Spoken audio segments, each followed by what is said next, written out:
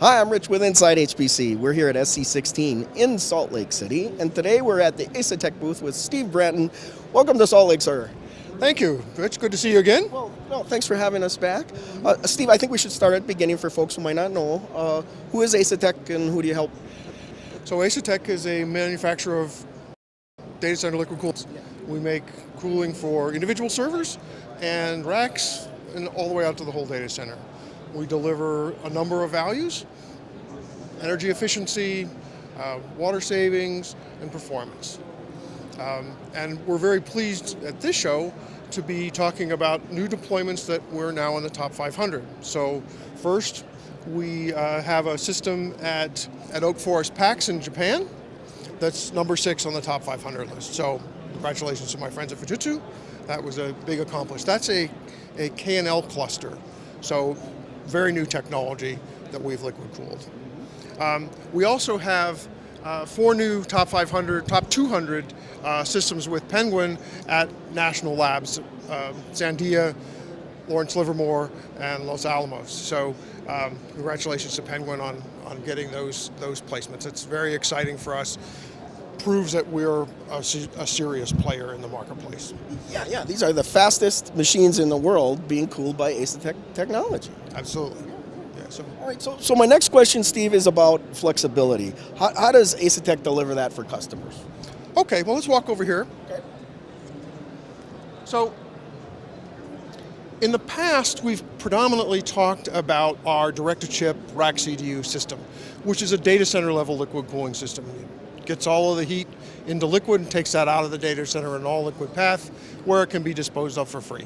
Or it can actually be recycled in a waste heat recovery kind of scenario. One of the things that we're seeing as Intel and NVIDIA and others start to bring out higher power systems, there are a lot of all air-cooled data centers that want to take advantage of those processors. So we've brought into the market something that we've been doing in the desktop arena for many years, which is what we call a liquid-assisted air cooler. And it has a small radiator here, and it cools the processor, a little pump, all integrated together, drops right in, replaces the air heat sink. And because the liquid is more efficient than air at moving the heat, we're able to put more heat into the air here with a radiator than you can with a heat exchanger that's on top of the chip. So we have those two solutions. Saw an example last week where we could, by increasing the power of the chip, get about 20% more performance out of the node than you can with a straight air-cooled system. So very excited to be looking at those things. And of course, very excited overall about how the increasing heat of processors will drive liquid cooling into the marketplace. Yeah, we're seeing all these new processors, like you say, KNL and the P100 from NVIDIA and others that are very, very dense compute, 300 watts sometimes, aren't they? Yes, yeah, absolutely. Yeah. So here is KNL. This is upcoming Skylake. Mm-hmm. Over here we've got, on the NVIDIA side, the SX, so the P100 SXM2, the traditional K40 type processors and some of the earlier SXM1 type processors from NVIDIA. So the same technology that we use to cool all of these things in our pump is one of the things that makes us so affordable, because we're able to leverage that technology across all these different platforms.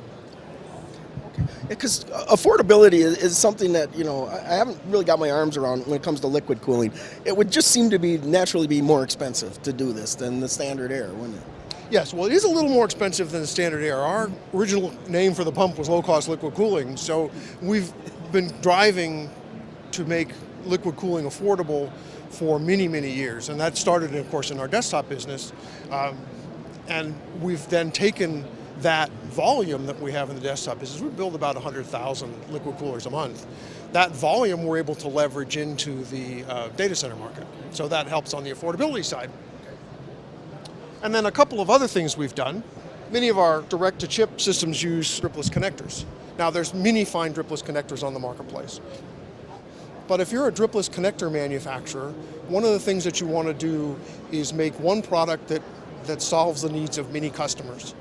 And to do that, you have to be able to work with a variety of fluids at a large range of pressures. Our system is a low pressure system, and we know exactly what fluid is going to go in there. So when we looked at the market, we said, hey, we can build a purpose-built connector that does exactly what we needed to do, will deliver the same kind of reliability that the off-the-shelf products do at a much more affordable level. So that's what we've done. In addition, we manufacture our pumps and use the same technology across all the pumps, so we're leveraging it, and that makes us affordable. And then the last thing I'd like to talk about is reliability. So as we put pumps into the system, we use what we call a distributed pumping model. So there's typically 2 pumps in each node. And some people get concerned about because they think about fans. And fans and hard drives are 2 of the things that data center operators find that they need to replace frequently. And so that's a legitimate concern. With our pump, though, there's a difference.